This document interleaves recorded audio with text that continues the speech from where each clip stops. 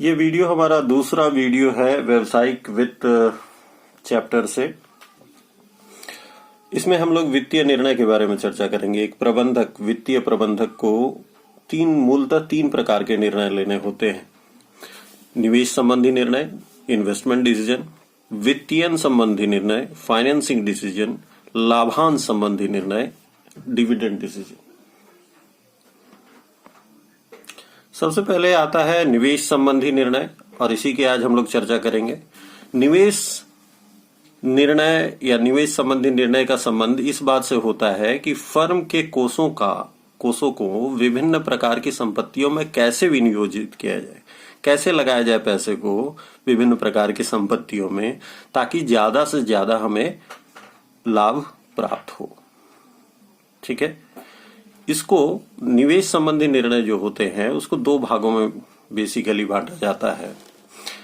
एक है दीर्घकालीन निवेश निर्णय और दूसरा है अल्पकालीन निवेश निर्णय। तो सबसे पहले दीर्घकालीन निवेश निर्णय। दीर्घकालीन निवेश निर्णय को ही पूंजी बजटिंग निर्णय कहा जाता है। कभी कभी पूछा जाए कि पूंजी बजटिंग निर्णय किसे कहते हैं या क्या है, तो वो दीर्घकालीन निवेश निर्णय ही पूंजी बजटिंग निर्णय कहा जाता है। क्योंकि इसमें निवेश की मात्रा काफी अधिक होती है, ठीक है, इसलिए ऐसे निर्णय काफी सावधानी पूर्वक लेने होते हैं, क्योंकि ये अगर गलत हो गया तो ये फर्म की कार्यकुशलता के साथ साथ लाभदायकता को भी प्रभावित करती है। इसलिए काफी सावधानी से इस प्रकार के निर्णय को लिया जाता है। उदाहरण के लिए, जैसे हमारा अगर प्रेजेंट जो मशीन पे हम लोग काम कर रहे हैं वो मशीन पुरानी हो चुकी है और उसे हमें चेंज करना है, एक नया मशीन लेना है, तो ये दीर्घकालीन निवेश निर्णय के अंतर्गत आएगा। ठीक है, क्योंकि इसमें बहुत ज्यादा फंड का इस्तेमाल होगा, बहुत ज्यादा फंड लगेगा। वहीं पे अगर हम लोग एक नई परिसंपत्ति को अधिग्रहित करते हैं या नया शाखा खोलते हैं, तो ये भी एक दीर्घकालीन निवेश निर्णय होगा और इसमें भी बहुत ज्यादा पूंजी फंसेगा। ये निर्णय एक बार बोल चुके हैं हम, एक बार और रिपीट कर दे रहे हैं कि ये निर्णय बहुत ही सावधानी पूर्वक लेना होता है, क्योंकि इसमें बहुत ज्यादा पैसा फंसा हुआ होता है एक कंपनी का। इसलिए काफी सावधानी पूर्वक लेना होता है। और ये अगर गलत हो गया, ये निर्णय गलत हो गया वित्तीय प्रबंधक के द्वारा लिया गया ये निर्णय, तो कंपनी को काफी बुरी तरह प्रभावित करता है। इससे कंपनी को उभरना काफी मुश्किल हो जाता है। तो ये क्रिटिकल एक तरह का निर्णय होता है जिसको काफी सोच समझ करके लेना होता है एक वित्तीय प्रबंधक को। अब हम लोग डिस्कस करेंगे पूंजी बजटिंग निर्णय या दीर्घकालीन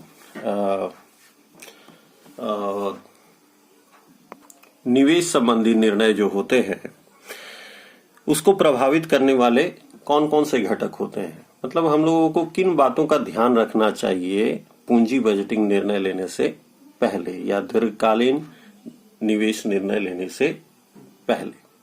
तो सबसे पहले है परियोजना का रोकड़ प्रवाह। जो भी परियोजना में हम लगा रहे हैं, सपोज हमारे पास दो परियोजना है, ए और बी, दो अल्टरनेटिव है हमारे पास।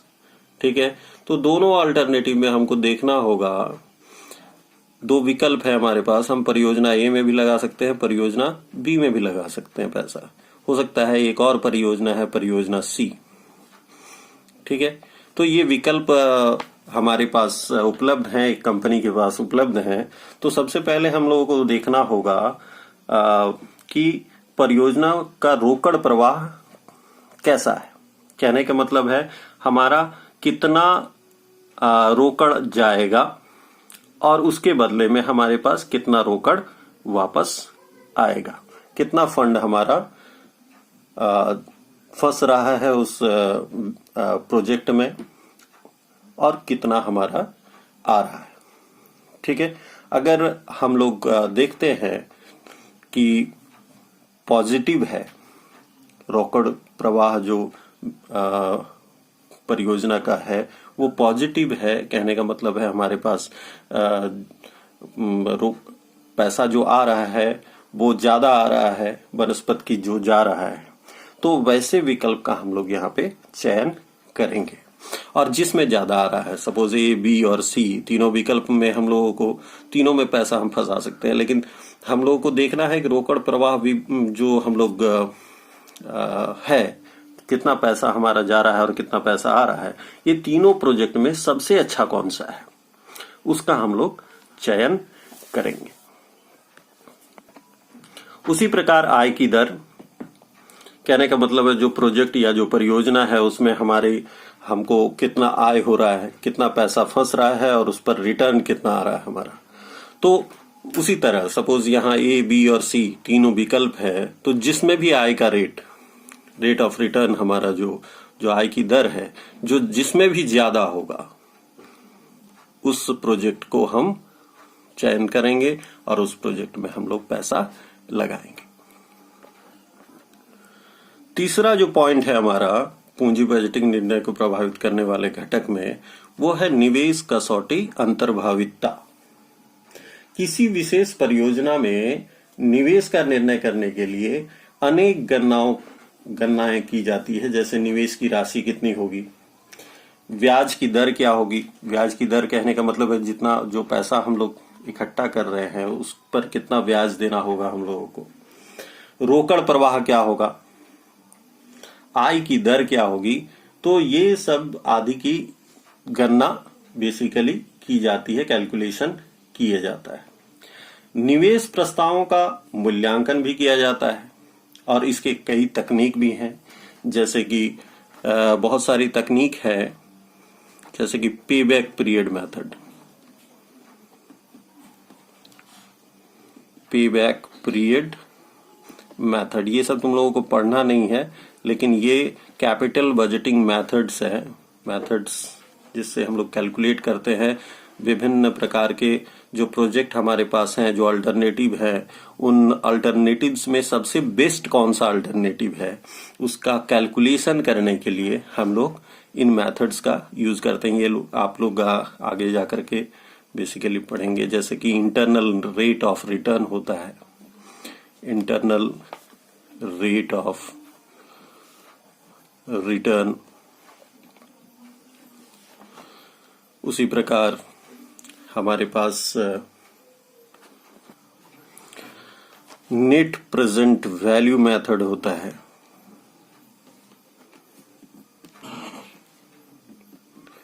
या अकाउंटिंग रेट ऑफ रिटर्न भी होता है। बहुत सारी तकनीकें हैं जिनके माध्यम से हम लोग गणना करते हैं कि कौन सा प्रोजेक्ट जो है, ठीक है, वो ज्यादा अच्छा है, जो ज्यादा लाभ हमें प्रदान करेगा।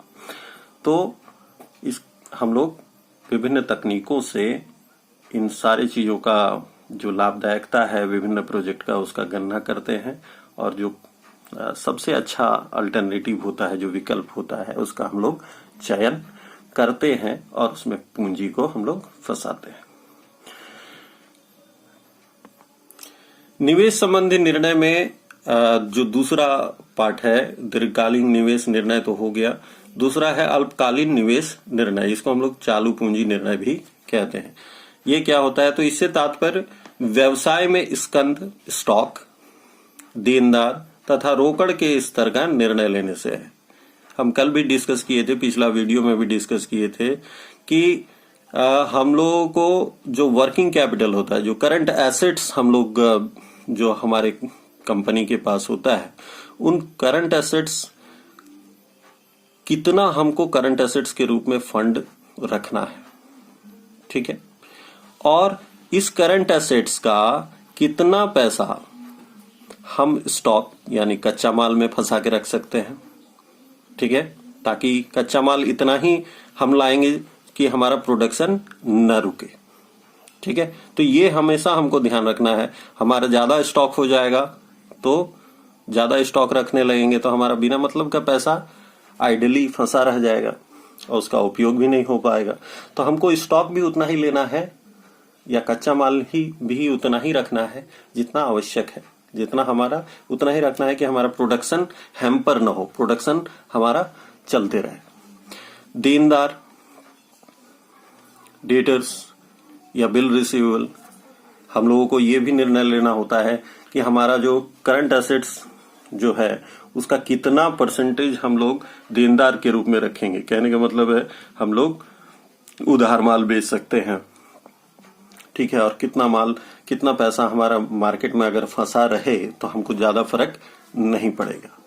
तो इन सारे चीजों का रोकड़ के रूप में कैश कितना रखना है हम लोग हमेशा, या बैंक बैलेंस हमेशा कितना रखना है, ताकि हम लोग जो हमारे अल्पकालीन दायित्व होते हैं उन दायित्वों को हम लोग पूरा कर सके। ठीक है, तो इन से संबंधित निर्णय लेना ही अल्पकालीन निवेश निर्णय कहलाता है। ठीक है, इन संपत्तियों के विषय में निर्णय लेने का अर्थ व्यवसाय के दैनिक कार्यवाही का निर्णय लेने से है, क्योंकि ये संपत्तियां दैनिक लेन देन को प्रभावित करती हैं या प्रभावित होती हैं। ठीक है, तो यही है हमारा निवेश संबंधी निर्णय। इसमें आज हम लोग पढ़े दीर्घकालीन निवेश निर्णय और अल्पकालीन निवेश निर्णय। उम्मीद करते हैं तुम लोगों को समझ में आया होगा।